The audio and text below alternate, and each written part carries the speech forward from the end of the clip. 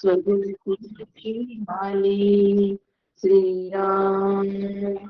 जीवना देया अर्थ सद्गुरु काका समर्थ. जीवत्वाचा अंत आत्मा रामी केला. श्रीराम. शुका सारिखे पूर्ण वैराग्य ज्याचे वसिष्ठा परी ज्ञान योगेश्वराचे. कवी वाल्मिका सारिखा मान्य ऐसा नमस्कार माझा सद्गुरु रामदासा. श्रीराम समर्थ. श्रीराम. परमपूज्य श्री गुरु डॉक्टर काका यांना साष्टांग नमन करते. परम आदरणीय सुनील काका यांनाही साष्टांग नमन करते. आणि शेवटी आपण जगदीशांची मूर्ती आहात, माझे प्रेरणास्थान आहात, म्हणून आपणाला सुद्धा मी साष्टांग नमन करते. श्रोते आपण जगदीश मूर्ती श्रवणे बैसावे एकांती. स्थिर होईल माझी मती आपणा कृपा प्रसादे. पुनश्च आपणाला एकदा वंदन करते आणि आजच्या समासाला सुरुवात करते. आजचा चिंतनाचा विषय दासबोध. आणि ह्या दासबोधाच्या अंतर्गत आपण आज दशक 13वा नामरूप हा चालू आहे. आणि त्या अंतर्गत समास चौथा प्रलय निरूपण असं या समासाचं नाव आहे. याचा आपण आज चिंतन बघणार आहोत. वास्तविक पाहता समास खूप छोटा, फक्त 24 ओव्यांचा समास आहे. आणि त्या 24 ओव्यांमध्ये सुद्धा पूर्ण सृष्टीचा प्रलय कसा होणार आहे हे समर्थांनी आधीच वर्णन करून दिलंय. आपण मागच्या वर्गामध्ये उभारणी निरूपण बघितलं की सृष्टीची निर्मिती कशी झाली पूर्णपणे आम्ही बघितलं की ती झालेली आहे ती तरी सांगितली समर्थांनी. पण आता समर्थ आम्हाला भविष्य काळ सांगणार आहे बघा. भविष्य काळात झालेली सृष्टीची उभारणी जी आहे त्याचा प्रलय कशा पद्धतीने होणार आहे, म्हणजे ती कशा पद्धतीने नष्ट होणार आहे हे आम्हाला समर्थ सांगून राहिले. मग आता एकदा समर्थ आम्हाला उभारणी सांगतात, उभारणीचं कौतुक करतात आणि एकदा प्रलय सांगतात. मग प्रलयाचं आम्हाला ते भय दाखवून राहिले का, आम्हाला भीती वाटावी म्हणून प्रलय सांगून राहिले का समर्थ? अजिबात नाही. तर या प्रलय निरूपणामध्ये 24व्या ओवीकडे या सगळ्या जण पुस्तक जर उघडे असेल तर समोर पुस्तक असेल तर 24वी ओवी. मला आज फार आनंद होतो आहे की आपल्या या वर्गामध्ये आज काही तरुण लोक सुद्धा जॉईन झाले आहेत. तुमचं हे तरुण लोक ऐकतात आहे, अत्यंत त्यांचं पण मी खूप स्वागत करते, मनापासून स्वागत करते. आणि त्यांनी निश्चित ऐकावं अशी भगवंताला प्रार्थना करते की त्यांचं सातत्य टिकू दे. आता 24वी ओवी बघा सगळ्यांनी. आजचा समाज खूप छोटा आहे त्यामुळे कदाचित लवकर पण होऊन जाणार आहे. ती पण मनाची तयारी ठेवा, कारण प्रलय आहे. नाश करायला वेळ लागतो का? उभारणीला वेळ लागतो. कोणती गोष्ट उभारायला वेळ लागतो, पण नाश करायला किती पटकन नाश होतो की नाही? काही वेळ लागतो का? एक ऍटम बॉम्ब टाकल्याबरोबर सगळं शहर जमीन दोस्त होतो, पण उभारणी करायची असेल तर तेवढा वेळ लागतो. म्हणून समर्थांनी 24च ओव्या दिल्या आहेत फक्त, पण त्यात सगळ्या सृष्टीचा ब्रह्मांडाचा पूर्णपणे कसं नष्ट होणार आहे, प्रलय कसा होणार आहे हा सगळा दिलेला आहे. महाभयंकर असं हे वर्णन आहे. पण ते ऐकून आम्हाला घाबरायच नाहीये, आम्हाला भय वाटता कामा नाही. कशासाठी हे दिले प्रलय निरूपण, कशासाठी दिले तर 24व्या ओवीत समर्थ म्हणतात की दृश्य हल कालोळे नेले जड चंचल वितुळले या उपरी शाश्वत उरले परब्रह्म ते. प्रचंड उत्पातांनी दृश्य सृष्टी नष्ट होते आणि अचेतन जग आणि सगळी जीवेश्वर सृष्टी वितळून जाते. आणि पण इतकं जरी झालं तरी शिल्लक काय राहतं? शिल्लक राहतं नित्य सत्य व अनंत ब्रह्म शिल्लक राहतं. आम्हाला आता विचारला प्रश्न की हे प्रलय झाल्यानंतर काय शिल्लक राहतं, तर आम्ही काय सांगू पटकन, काही नाही. हे आमच्याकडचं उत्तर, काही शिल्लक राहणार नाही. सगळं नसताना काय शिल्लक आहे, म्हणजे आम्हाला या उत्तराची सवय की नाश झाल्यानंतर काही शिल्लक राहिलं नाही. हिरोशिमा वगैरे वर बॉम्ब टाकले, आपल्याला विचारल्यानंतर आम्ही उत्तर लिहितो, तिथे काहीही शिल्लक राहिलेलं नाही. म्हणजे नाशानंतर काहीही शिल्लक राहत नाही, ही आमची मानसिकता. आणि बरोबर पण आहे, नाशानंतर काही शिल्लक राहत नाही. परंतु नाश झाल्यानंतर सुद्धा शिल्लक राहणार एकमेव तत्व आहे, ते म्हणजे परब्रह्म तत्व. सृष्टीचा नाश झाल्यानंतर सुद्धा शिल्लक राहत, ते मी आहे. शिल्लक राहिलेलं जे परब्रह्म तत्व आहे ते मी आहे, ते शाश्वत तत्व आहे, असं आम्हाला कोण सांगतं? असं आम्हाला श्री गुरु सांगतात, असं आम्हाला शास्त्र सांगतं, असं आम्हाला संत सांगतात. प्रलयानंतर सुद्धा शिल्लक राहणार एकमेव तत्व आहे आणि वगैरे ते तू आहे. एवढा आनंदाचा विषय हा, एवढा आनंदाचा विषय. ते शिल्लक राहणारं तत्व मी आहे. सगळं नाश होणार, पण मी मात्र अबाधित राहणार. माझं अस्तित्व अबाधित राहणार. म्हणजे माझ्या देहाचं अस्तित्व का नाही? देहाला चालवणारे जे चैतन्य आहे, आत्मरूप चैतन्य आहे, ब्रह्मरूप जे चैतन्य आहे, ते शिल्लक राहणार आहे, ते परब्रह्म शिल्लक राहणार आहे. म्हणून 24 विचार करू. आणि हे शिल्लक राहणार जे तत्व आहे ते मी आहे, हा निर्णय माझा होण्यासाठी आम्हाला उभारण निरूपण पण आम्ही पाहिलं, आम्ही प्रलय निरूपण पण पाहिलं, सार आणि असा विवेक पण पाहिला, आत्मा आणि अनात्म विवेक पण बघितला. या सगळ्या गोष्टींचा आम्ही नीट अभ्यास केला आणि या सगळ्या अभ्यास करून मात्र याच्यावर आम्ही आलो. खूप समर्थांची खूप सुंदर उभी आहे, की महाद्वार ओलांडावे, नीट आहे का, महाद्वार ओलांडावे मग देवदर्शन घ्यावे, तैसे दृश्य हे सांडावे जाणून या. काय म्हणतात ते समर्थ, महाद्वार. जसं आम्हाला भगवंताचं दर्शन घ्यायचं असेल तर भगवंताचं दर्शन घेण्यासाठी आम्ही काय करतो, महाद्वार ओलांडतो. किती हो अयोध्येला दार? 12. रामनंदाचं दर्शन घ्यायचंय, 12 दरवाजे, त्याच्यातून ते महाद्वार ओलांडायचं आणि मग देव दर्शन घ्यायचं. हे जसं असतं देवाच्या दर्शनासाठी, जसं महाद्वार ओलांडावं लागतं, अगदी त्याप्रमाणे हे दृश्य जे आहे, हे ब्रह्मांड जे आहे, हे ब्रह्मांड संपूर्णपणे आम्हाला सांडावं लागतं. म्हणजे हे पूर्ण ब्रह्मांड याचा आम्हाला निराश करावा लागतो. नाश नाही करतायत आम्हाला, नाश करायची आमच्याकडे नाश करण्याचं स्वातंत्र्य नाही, ते भगवंताकडे आहे. पण आम्हाला त्याचा विचाराने निराश करता येतं. जाणून आम्हाला त्याचा निराश करायचा आहे, तैसे दृश्य हे सांडावे. आणि म्हणून समर्थांनी प्रलय निरूपण दिलेलं आहे, की जे नष्टच होणार आहे. काही नवीन साधक आता जॉईन झाले आहेत, त्यांना थोडं माहित, पहिलीच वेळ आहे, त्यांचं पण स्वागत. दशक 13वा समाज सप्ताह प्रलय निरूपण करावं आणि अभ्यासाला लागावं.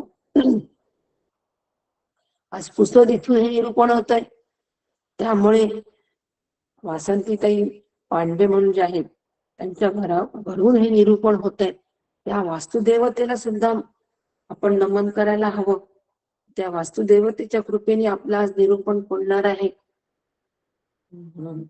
कशासाठी प्रलय निरूपण? परब्रह्म तत्व मी आहे, ते शिल्लक राहणारं तत्व मी आहे. म्हणून नाश होणारं तत्व काय आहे त्याच्याकडे लक्ष द्यायचं आणि त्याचा निराश करायचा. मग त्याच्यामध्ये गुंतून पडायचं नाही. जे खराबच होणार आहे त्याच्याकडे, जे नष्टच होणार आहे त्यात कशाला गुंतून पडायचं? अजिबात गुंतून पडायचं नाही. कोण गुंतून पडतो? मी गुंतून पडतो. माझं अंतःकरण गुंतवणूक होते. गुंतवणूक अंतःकरणाची होते. मग बुडत्या बँकेमध्ये आपण कधी गुंतवणूक करू का? आणि बँक बुडणार आहे असं आम्हाला कळलं तर तिथे आम्ही लाखो रुपये, करोडो रुपयाच्या उलाढाली ते करू का? अजिबात करणार नाही. अजिबात आम्ही करणार नाही. बुडत्या बँकेमध्ये आम्ही गुंतवणूक करणार नाही. कोणत्या बँकेत गुंतवणूक करू? जी बँक चांगली प्रगती पथावर त्यात करू. शाश्वत बँकेमध्ये गुंतवणूक करायची, शाश्वत तत्वात गुंतवणूक करायची. शाश्वत तत्व ते परब्रह्म आहे, ते मी आहे. मानसिकतेतून मनोरचनेकडे आम्हाला वाटचाल करायला पाहिजे. माझी मनोरचना अशी बनली पाहिजे. सगळं नष्ट होणार आहे, काहीच शिल्लक राहणार नाही, ही मानसिकता आहे. आणि हे सगळं जरी नष्ट झालं तरी परब्रह्म स्वरूप राहणार आहे, ही मनोरचना आहे. या मनोरचनेकडे माझी वाटचाल व्हायला पाहिजे. ही मनोरचना या दासबोधाच्या अभ्यासाच्या माध्यमातून तयार व्हायला पाहिजे. याला अभ्यास असं म्हणतात, याला दासबोधाचा अभ्यास असं म्हणतात. आणि हा मी निश्चितपणे केला पाहिजे. आणि म्हणून समर्थांनी आम्हाला प्रलय निरूपण दिलेलं आहे. मग प्रलय म्हणजे काय? प्रलयाचा आम्ही जेव्हा विचार करतो तर प्रलय कशाला म्हणतात? तर प्रलय म्हणजे प्रकर्षाने होणारा लय. प्रलय म्हणजे प्रकर्षाने होणारा लय. प्रकर्षाने होणारा लय म्हणजे आम्हाला सतत लय आमच्या दृष्टीला दिसतच असतो. काही ना काही सकाळ उठल्यापासून तर परत झोपेपर्यंत संपूर्ण दिवसभर आम्हाला अनेक गोष्टी नाश होताना आम्ही बघतो, म्हणजे लय होताना आम्ही बघतो. मग त्या सगळ्या लय होताना बघितल्यानंतरही आम्ही त्याचा विचार किती प्रमाणात करतो? काहीच करत नाही. असं म्हणून दुर्लक्ष करतो. मग प्रलय म्हणजे प्रकर्षाने होणारा लय. मग प्रकर्षाने होणारा लय जो आहे हा आम्ही लक्षात कसा घ्यायचा?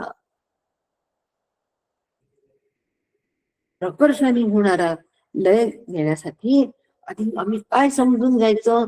तर एक गोष्ट लक्षात घ्यायची की जे ज्याचा ज्याचा प्रलय होतो, म्हणजे ज्याचा ज्याचा नाश होतो, जे नष्ट पावतो ते सगळं माईक आहे.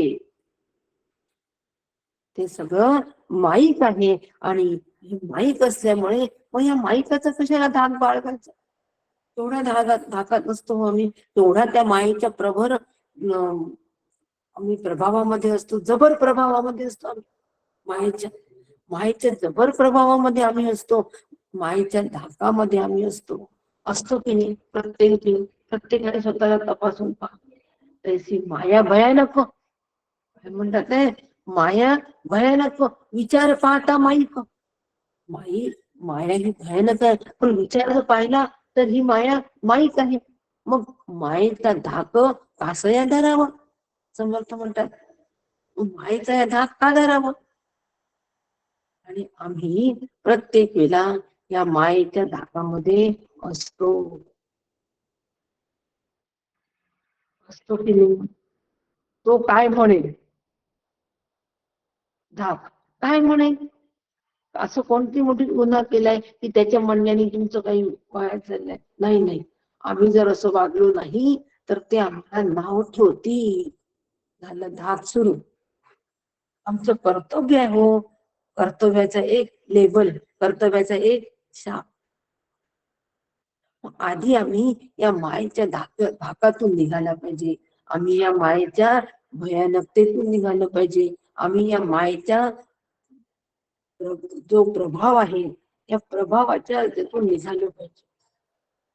आणि म्हणून मग संत सांगतात की बाबा रे, जे तू माया जे तुला दिसतंय ना हे सगळं माईक आहे, हे सगळं नामरूप हे माईक आहे. याच्या मागे लागू नको. मग काय कर? ह्या नामरूपाच्या माध्यमातून म्हणजे अध्यारोपित नामरूप कर्मद्वारेन ब्रह्म निर्देशते.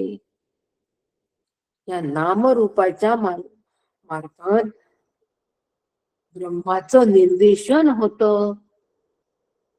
हे तू लक्षात घे. नाम आणि रूप याचं अधिष्ठान काय आहे? नामरूप कोणाच्या अधिष्ठानावर आहेत? त्या ब्रह्मसत्तेच्या अधिष्ठानावर हे नामरूपांचा सगळा खेळ चालू आहे. म्हणजे नाम आणि रूप आम्हाला ब्रह्माचं निर्देशन करतो. अध्यारोपित कशावर? अध्यारोप कशावर झालेला आहे? ब्रह्माच्या अधिष्ठानावर, ब्रह्मावर अधिष्ठित असलेले हे नामरूप आहे. हे ब्रह्माचं निर्देश करतात. असं नामरूपाला हाती पकडून आम्ही परब्रह्माकडे वाटचाल करायची आणि नामरूपाचा लय करायचा, प्रलय करायचा. आमच्याकडून प्रलय झाला पाहिजे, विचारांनी प्रलय झाला पाहिजे. याला म्हणतात प्रलय निरूपण. त्याचा धाक बाळगायचा नाही, त्याचं भय बाळगायचं नाही. भयातून आणि धाकातून सगळ्यात पहिले निघायचं, कारण नामरूप सुद्धा माईक आहे.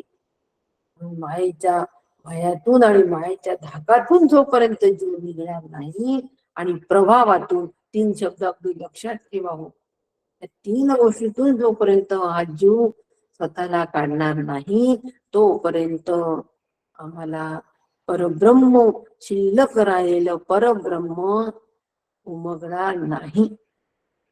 आणि मी मूळचा आनंद रूप जर आहे, सत्रूप चित्रूप आहे, तर मला याच्यातून निघणं अत्यंत गरजेचं आहे.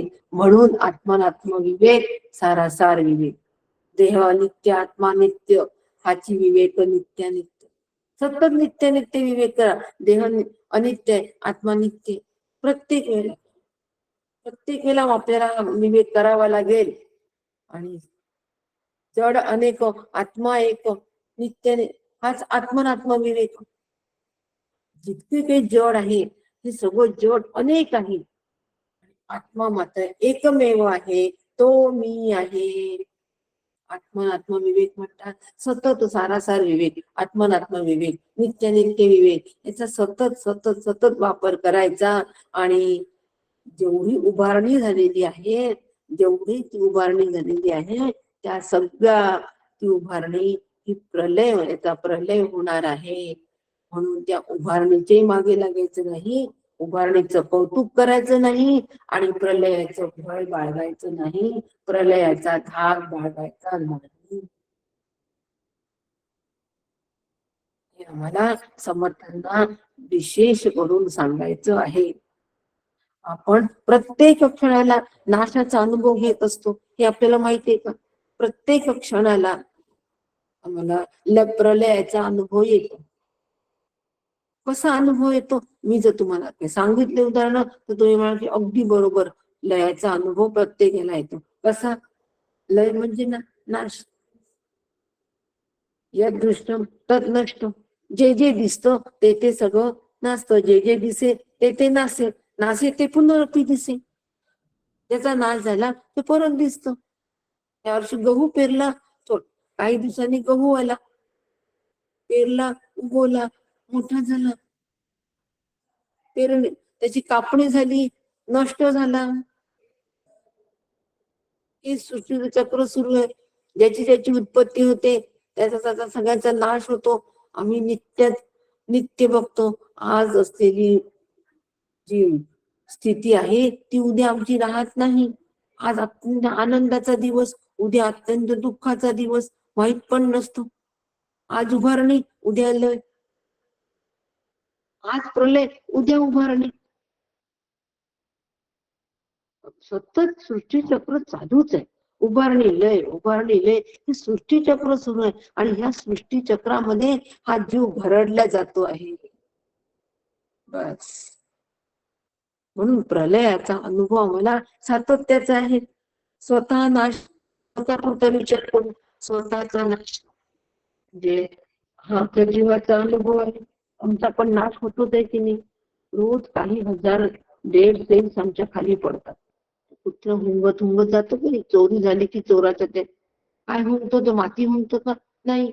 आमच्या ज्या सेल्स खाली पडतात त्याचा तो वास घेत घेत त्याला ती शक्ती प्राप्त झाली आहे. त्याचा वास घेत घेत घेत घेत तो बरोबर त्या चोरापर्यंत जाऊन पोहोचतो. म्हणजे आमच्या शरीराचा नित्याचा प्रत्येक क्षणी नाश होतो आहे हे आपल्या लक्षात येतो का? अजिबात लक्षात येत नाही. एवढं गुण जातो त्या शरीराला, तुमचा नाश होतो आहे ही कल्पना सुद्धा आम्हाला सहन होत नाही. एक जरी केस पांढरा दिसला तर धस्स झाल्याशिवाय राहत नाही. एवढं आम्ही ती स्थिती कालाशी, त्या स्थिती कालामध्ये आम्ही इतकं आसक्त आहोत.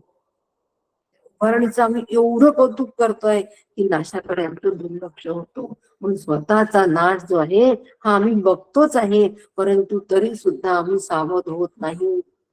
आमचं बालपण आलं, बालपण गेलं की नाही, तरुण पण आलं, तरुण पण गेलं, वृद्धापकाळ आला, तोही गेला. आता देह जाण्याची वेळ आलेली आहे. प्रलय अखंड सुरू आहे. जन्म झाल्यापासून प्रलय सुरू झाला, पण आम्हाला लक्षात येत नाही. आम्ही म्हणतो बाल तर तरुण झाला, किती छान दिसतो बघा, कौतुक. तरुणाचा वृद्ध झाला, गेलं हो तरुण पण आले, वृद्धापकाळ आला, मॅच्युअर झालो आता आम्ही, कौतुक. काय कौतुक करतो आम्ही सगळ्या गोष्टींचं कौतुक. आणि म्हणून आम्हाला कौतुक करत असल्यामुळे प्रलयाचा आम्ही विचार करू शकत नाही. आणि जो विचार करतो तो दुःखी, त्या विचाराने आम्ही एक तर दुःखी होतो, नाही तो भयभीत होतो, नाही तर त्याच्या नरकामध्ये असतो. या तिन्ही गोष्टीतून आम्हाला बाजूला व्हायचं आहे. आणि वृद्धापकाळ गेला, आमचा प्रलय झालाय एक प्रकारचा. आता देह जाण्याची घटिका समीप आली, महाप्रलय. त्याचा अनुभव प्रत्येकाला आहे. महाप्रलयाचा नाही, पण महाप्रलय आपल्याला आपला होणारच आहे, प्रश्नच नाही, देह जाणारच आहे. पण सध्या मात्र आपल्याला ही अवस्था, या प्रलयाचा अवस्था प्रलयाचा नक्की अनुभव आहे. अशी अवस्था प्रलय म्हणून शास्त्राने व्यवस्था केलेली नाहीये, पण आम्ही आमच्या अभ्यासासाठी काय हरकत आहे, थोड्या वेळ अशा पद्धतीने शब्द रचना करून घेतली तर सोपं जाईल अभ्यास, प्रलयाचा अभ्यास सोपा जाईल. मग आता आम्ही बाल अवस्था, तरुण अवस्था, वृद्धावस्था याच्या धक्कामध्ये, भयामध्ये राहावं का, आणि याच्या प्रभावात राहावं का? अजिबात प्रभावात राहू नये. त्या येणार आहे तशा त्या जाणार पण आहेत. म्हणून त्याच्या आम्ही कोणत्याच प्रभावात, धाकात, भयात राहू नये. परता नाश आहेच, दुसरा नाश प्रलय आमच्यासाठी, आम्हाला प्रलयाचा अनुभव. परता नाश मग म्हणजे दुसऱ्यांमुळे होणारा नाश. दुसऱ्यांमुळे म्हणजे कसं, भाजीचा नाश चाकूमुळे झाला. चाकूने भाजी कापतो की नाही, चाकूने जेव्हा आम्ही भाजी कापतो त्यावेळेला परता नाश आहे, म्हणजे चाकूचा दुसऱ्यांमुळे नाश झाला. युद्धामुळे अनेकांचं जीवन उद्ध्वस्त होतं. आपण रोज टीव्हीवर बघतोच आहे, एक युद्ध सुरू आहे, दुसरं युद्ध सुरू झालं, हो हळूहळू हळूहळू सतत युद्ध सुरू आहे, सतत युद्ध सुरू आहे. म्हणजे युद्धामध्ये आपली काही चुकी नसते, पण आपला नाश होतो, ऍक्सिडेंट होतो. परता नाश, गाडीमुळे आमचा नाश होतो, दुसऱ्यांमुळे झालेला नाश आमचा अनुभव आहे. परंतु त्या अनुभवाकडे मात्र आम्ही असं बघतो, भयाने बघतो. म्हणून आम्ही त्या प्रलयाच्या बाहेर निघण्याच्या पलीकडे जाण्याचा कधी विचार करत नाही, आणि आमचा नाश झाला नाही पाहिजे म्हणून सगळी धडपड करतो. आश्रय नाश, गर्भ आणि गर्भिणी, गर्भिणीचा नाश झाला तर गर्भाचा होतोच. हे जसं आहे तसं आम्ही सुद्धा आमचं जीवन सुद्धा अनेक आश्रयांवर आम्ही जगतो. आश्रय दिला की आम्ही संपतो असं आम्हाला वाटतं. भूकंप आला आणि आमचं घरदार सगळं गेलं. आता आम्ही निराधार झालो, निराश्रित झालो. आता काय करावं काही कळत नाही. एवढं भयभीत होतो आम्ही, एवढं भयभीत होतो. म्हणजे आम्ही ह्या सगळ्या आश्रयावर कोणते कोणते आश्रय आम्हाला असतात? पैशाचा आश्रय, घराचा आश्रय, देशाचा आश्रय, मुलाबाळांचा आश्रय. सतत ह्या आश्रयावर आमचं सगळं जीवन चालतं. आमचं चालतं जीवन. आणि याच्या एखादा जरी आश्रय कमी झाला तरी आम्ही भयभीत होतो. आणि हा आश्रय कमी होऊ नये म्हणून सतत धाक बाळगतो. हा कमी नाही झाला पाहिजे, हा कमी नाही झाला पाहिजे, हा कमी नाही झाला पाहिजे. किती आमचं जीवन केवढं भयग्रस्त, एवढं मोहित अवस्थेमध्ये चाललंय. आम्हाला प्रलयाची कल्पना सहन सुद्धा होत नाही. कधी सुरू आहे तरी सुद्धा आमचं लक्ष नाही. आम्ही महाप्रलय काय सहन करू शकतो? आधी आम्हाला वैचारिक प्रलय लक्षात घ्यायचंय, विवेक प्रलय लक्षात घ्यायचंय. म्हणून सर्वजण विवेक प्रलय दिला. लय प्रक्रिया सतत सुरू आहे, सतत परिवर्तन होत आहे. कधी सुख येतं, कधी दुःख, अनुकूल, प्रतिकूल, सतत द्वंद्वात्मक जीवन आम्ही जगतोय. आणि ते जीवन जगतो आणि अतिशय दुःख आसक्ती युक्त असं ते जीवन आहे. म्हणून द्वितीयात भयं भवति, गीतेमध्ये ज्या ठिकाणी दोन आहे, द्वैत आहे, त्या ठिकाणी भय आहे. निर्भयता, शांती, तृप्ती, समाधान हरवलं की जीवनातील आनंद उसरतो. जीवन दुःखी कष्टी होतात हे आपल्या सगळ्यांचे अनुभव आहे की नाही. जेवढे जेवढे अवयव साकार दृश्य रूपात आहे त्या सगळ्यांना नाश आहे. माया दिसे परी नासे, ते सगळं माईक आहे. म्हणून प्रलय कशाचा होणार आहे? प्रलय माईकाचा प्रलय होणार आहे. आणि मला विवेकाचा प्रलय विवेकाच्या माध्यमातून करावा लागणार. भगवंतानी तो संहार केलाच आहे, फार मोठा संहार केलाय. ओवी क्रमांक 2 पासून 23 पर्यंत ओवी क्रमांक वाचा हो. 100 वर्ष पाऊस पडणार नाही, त्यामुळे पृथ्वी अक्षरशः तप्त होणार आहे. 100 वर्ष पाऊस नाही पडल्याचं काय हालत होईल आपली कल्पना करा. सगळे पर्वत भुईसपाट होणार, पृथ्वीला प्रचंड भेगा पडणार गर्मीनी, कल्पना करा. जेवढं सृष्टीची निर्मिती झाली ती सगळी सृष्टी नष्ट होणार आहे. त्या प्रलयाची वाट बघायची का? त्या प्रलयाची वाट पाहण्यापेक्षा आत्ताच्या ह्या जीवनामध्ये आमचे जे प्रलय आहे त्या प्रलयाकडे दृष्टी टाकायची आणि तत्पूर्वी विवेक प्रलय साधायचा आणि ब्रह्मरूप होऊन राहायचं. मंदाताईंचं उदाहरण नेहमी सांगते कॅक्टसचं आणि तुळशीचं. आज सांगण्याचं काही कारण नाही, यापूर्वी सांगितलं असेल. आठवतंय का? कोणीतरी फक्त अनम्यूट करा आणि सांगा, नाही तर मी पुढे चलते. सांगितलंय का? आठवतंय? हा हो हो. हा, परत परत घ्यायचं कारण नाही.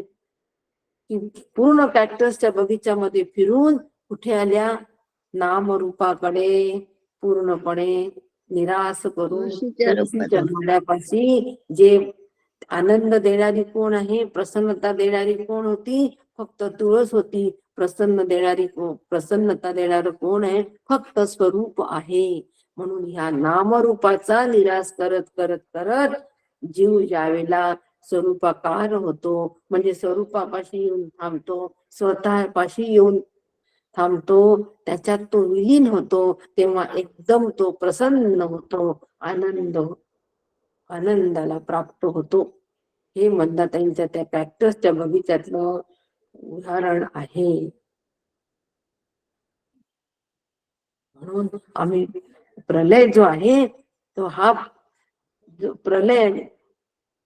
प्रलय विवेक करून आम्ही हा आनंद घ्यावा. 5 प्रलय सांगितले समर्थांनी आम्हाला. 2 प्रलय आम्हाला पिंडाच्या संदर्भातले सांगितले.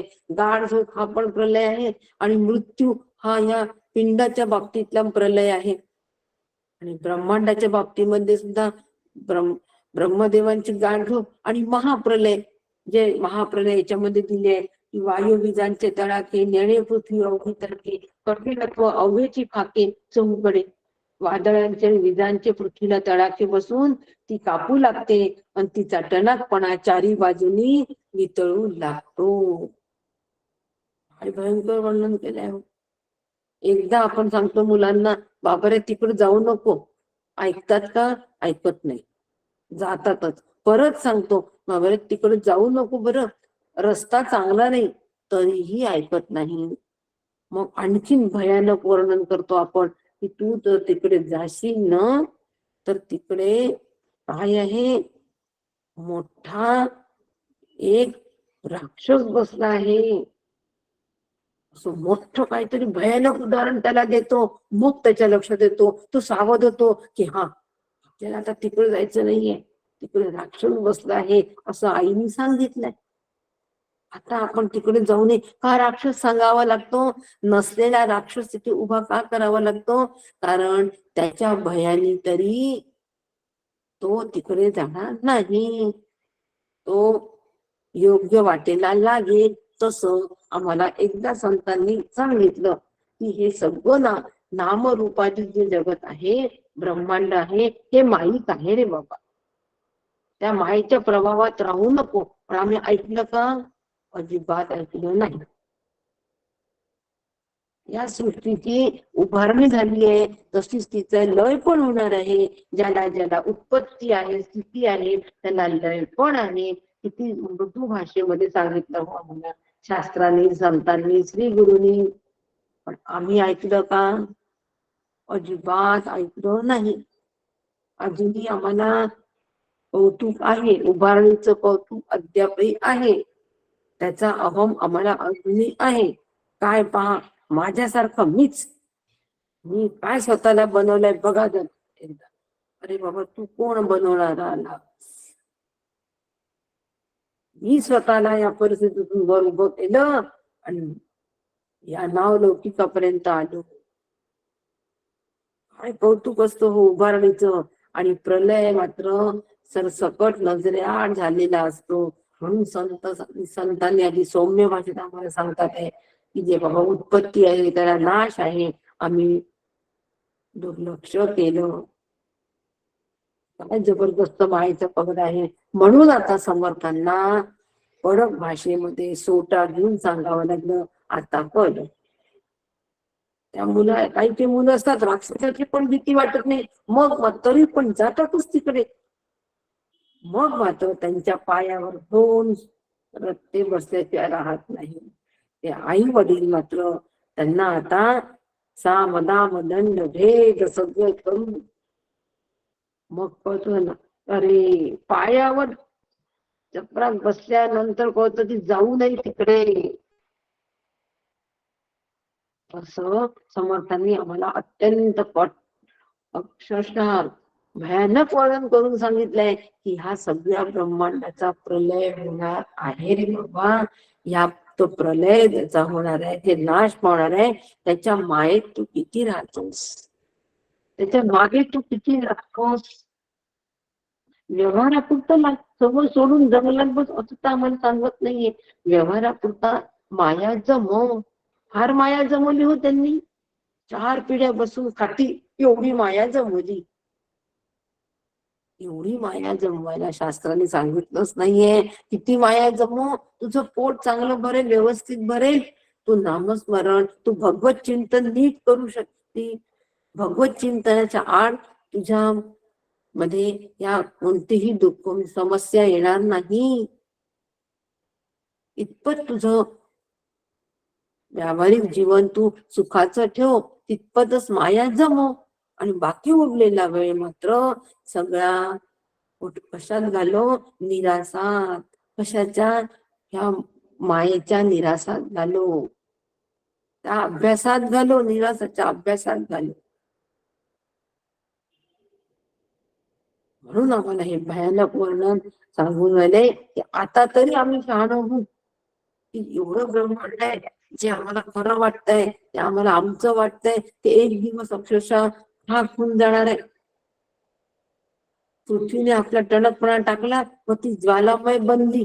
ज्या पृथ्वीवर आम्ही फार अभिमानाने राहतोय आज, माझी जमीन म्हणतो, मी जमीन घेतलीये, मी प्लॉट घेतलेला आहे, जो अभिमान आम्ही त्या पृथ्वीबद्दल बाळगतो, तीच एक दिवस ज्वालामय बनणार आहे. अरे हा अभिमान बाळगून करतो काय? व्यवहार करायला विरोध नाहीये, व्यवहार करावा, जमिनी खरेदी करावा, काही बिघडत नाही, पण मी केल्या माझ्यासारखा मी हा जो आहे अभिमान, त्याला शास्त्राचा विरोध आहे. आणि म्हणून आम्हाला पाचवा प्रलय समर्थाने जो सांगितला तो विवेक प्रलय आहे. देहादी जगत मिथ्या आहे असा निश्चय या विवेक प्रलयाने होतो. आम्ही त्याच्या नादात लागत नाही. आणि जीव जेव्हा ब्रह्मरूप होतो, विवेकाने जेव्हा हा जीव ब्रह्मरूप होतो, तेव्हा जीवाचे शरीर आणि जगत हे दोन्हीही जीवाला दिसत असले, त्यांचे परस्परांचे व्यापार जरी चालू असले, तरी ती बाधित झालेली असतात. याला जीवनमुक्ती असं म्हणतात. बरेचदा हा विषय येऊन गेलेला आहे. आणि म्हणून विवेक महत्वाचा आहे, विवेक प्रलय फार महत्वाचा आहे. आणि हा श्री गुरूंच्या कृपेने होतो. त्यासाठी श्री गुरूंची शरणागती. कशासाठी विवेक प्रलय? समर्थांची एक ओवी आहे पहा, ऐसा सद्गुरु पूर्णपणे तुटे भेदाची कडसड, देहे बिन लोटांगणी तया प्रभूसी. प्रलय कशासाठी आवश्यक आहे? प्रलय निरूपण का अभ्यास करायचा आम्हाला? की सृष्टीच्या प्रलयाबरोबर या देहाचाही प्रलय आहे. आणि हा देहाचा प्रलय रोज होतो आहे. आम्ही लक्षात घ्यावं आणि या देहाच्या आसक्तीमध्ये राहू नये. आणि का नाही राहायचं? कारण आम्हाला श्री गुरूंना देहाविण लोटांगण करायचं आहे. श्री गुरुशी ऐक्य म्हणजे देहाविण लोटांगण, म्हणजे देहाविण शरणागती, म्हणजे देहाविण ऐक्य आम्हाला श्री गुरुशी साधायचं आहे. देहाविण लोटांगण जेव्हा आम्हाला घालायचं आहे, त्या देहाचा निराश करावा लागेल की नाही? देह म्हणजे चार देह, स्थूल, सूक्ष्म, कारण, महाकारण. या चार देहांचा निराश आम्हाला करावा लागेल. तेव्हा देह चारही देहांचा प्रलय रोज होत आहे.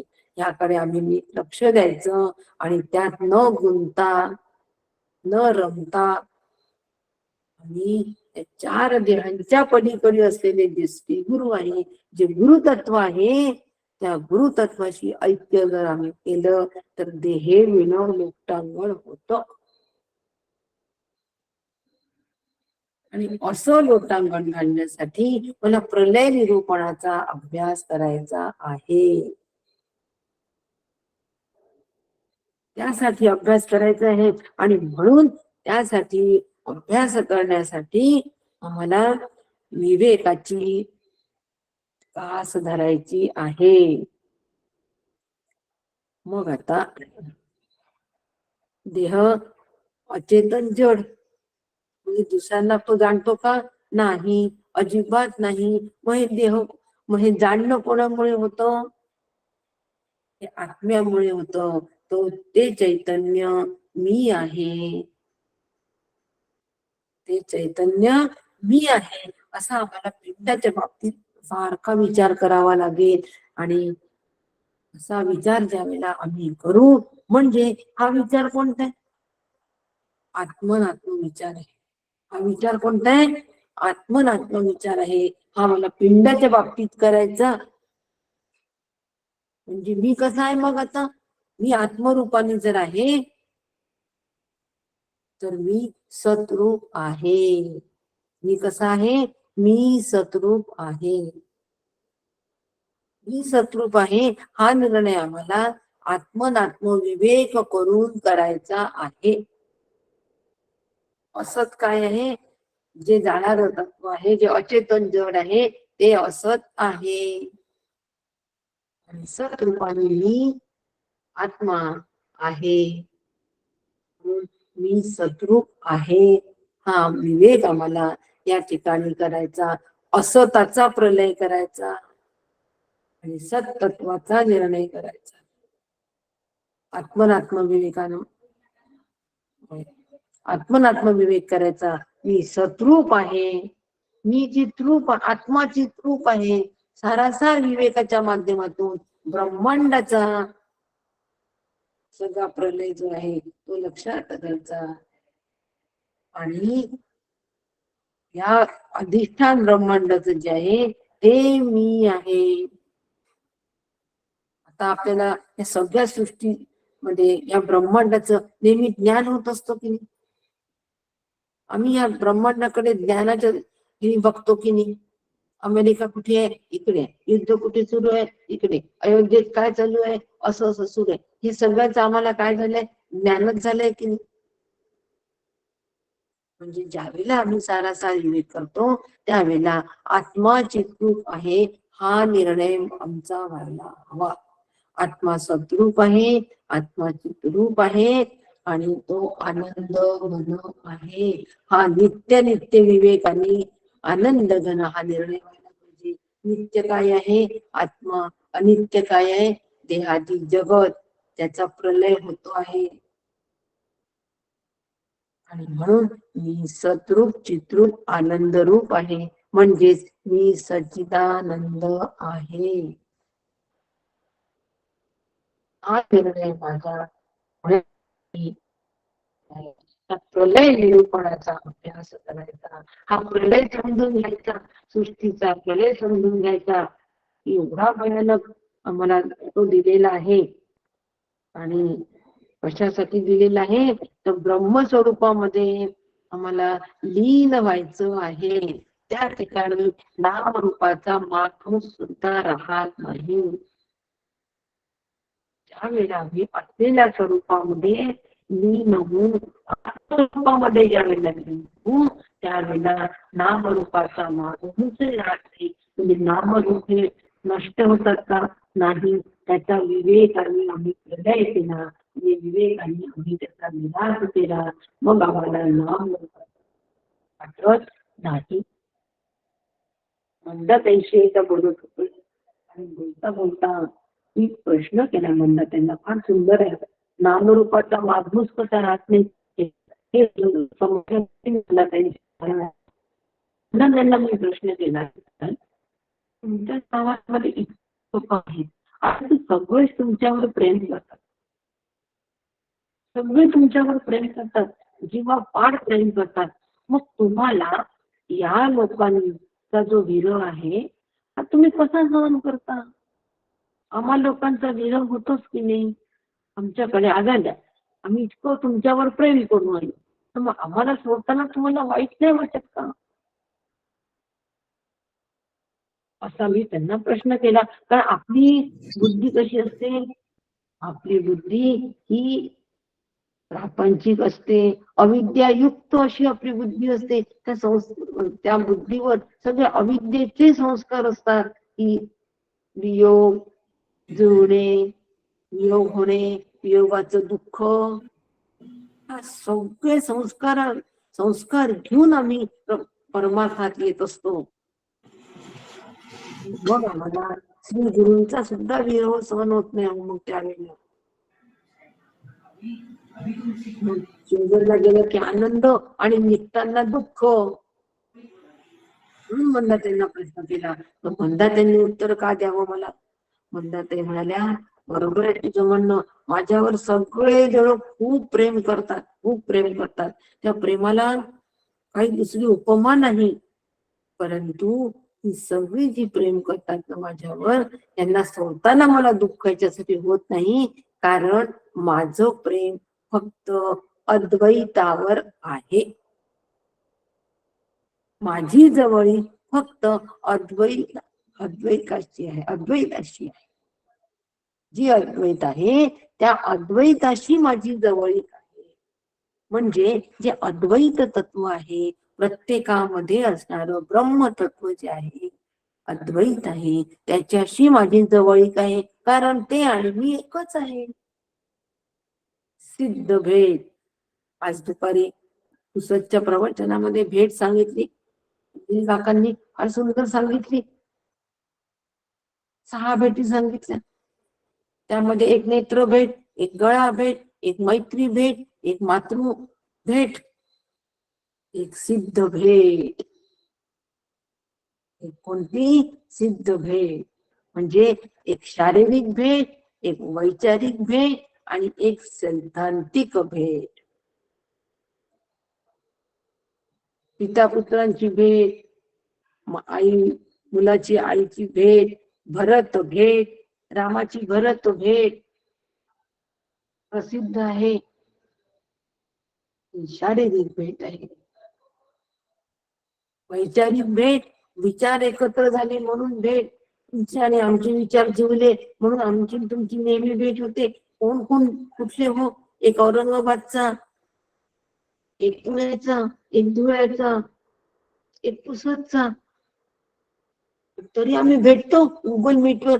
वैचारिक भेट. आणि एक सैद्धांतिक भेट. म्हणजे कोणती भेट? तू आणि मी आत्मरूपाने एकच आहे. आत्मदृष्ट्या त्वमेवाहम इति मे निश्चितम.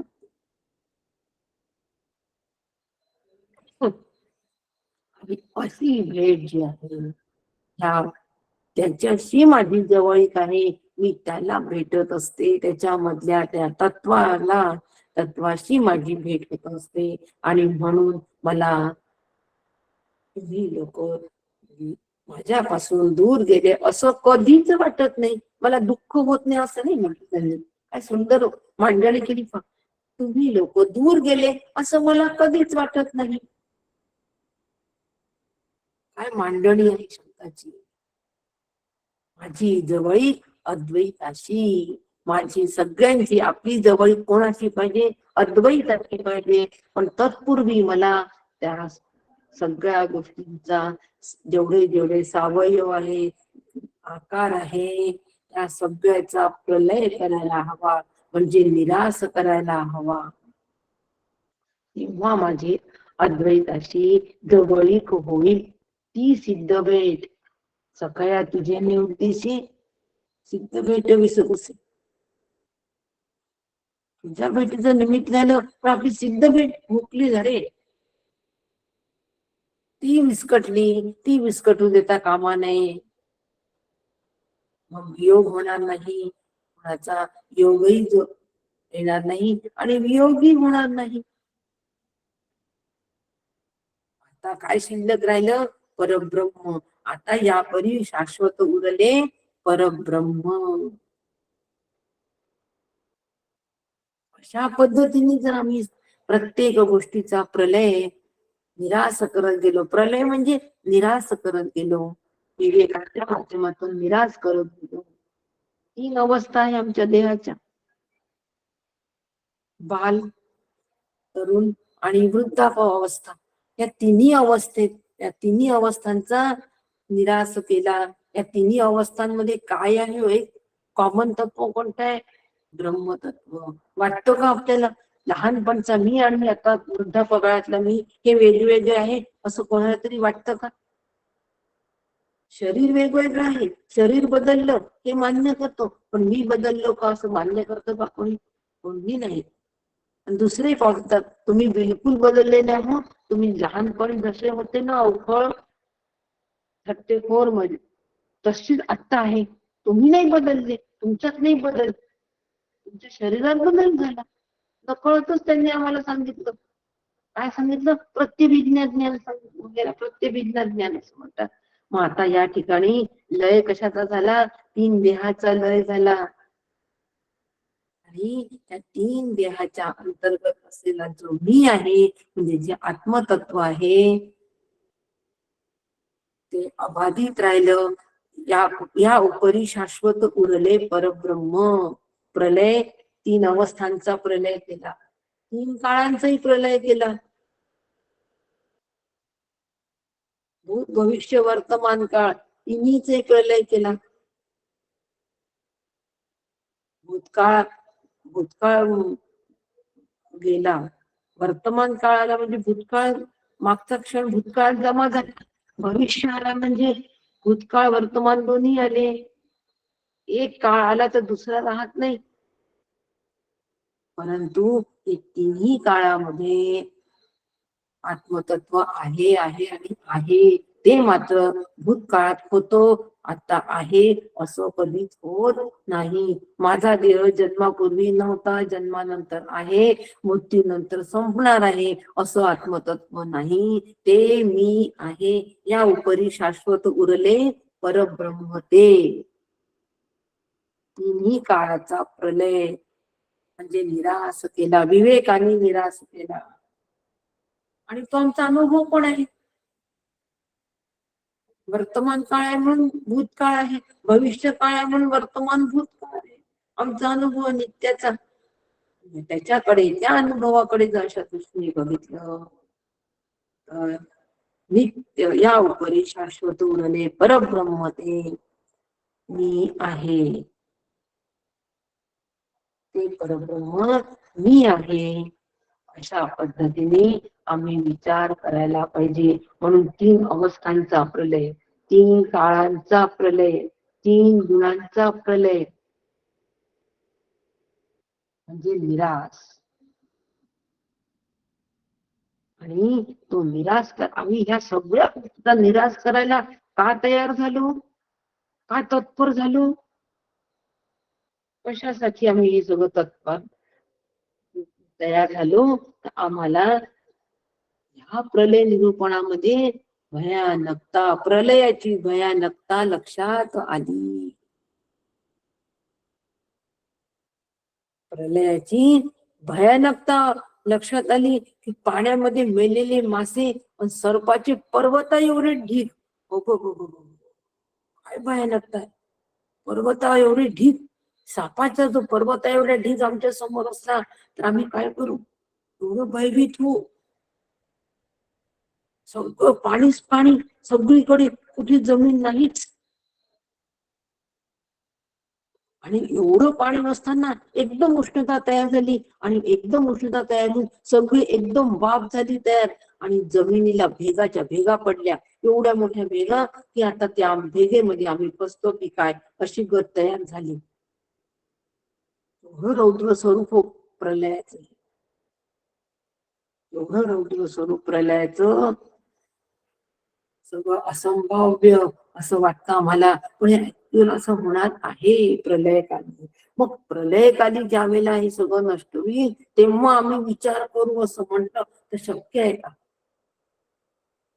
मग जे नष्टच होणार आहे त्याचा आत्तापासून कशा पद्धतीने नाश सुरू आहे असा अभ्यास जर आम्ही हळूहळू हळूहळू केला तर आम्ही विवेक प्रलयाच्या माध्यमातून देहादी जगताचा निराश करू, आणि निराश करून या उपरी शाश्वत उरले परब्रह्म ते मी आहे. ते पण मध्ये ते सांगून समर्थ थांबले आहेत, पण पुढे मी दोन शब्द लावले, ते मी आहे. याला प्रलय निरूपण असं म्हणतात. यासाठी प्रलय निरूपणाचा अभ्यास, आणि असा अभ्यास आम्ही करावा म्हणून दासबोधाचा अभ्यास. असा विवेक प्रलय, असा विवेक आपला सगळ्यांकडून साधला जावो अशी श्री गुरु चरणी प्रार्थना करते, आणि आज या ठिकाणी थांबते. रामकृष्ण. उद्या पण आपला वर्ग होणार, तो पण कुशल होऊनच होणार. रामकृष्ण. रामकृष्ण.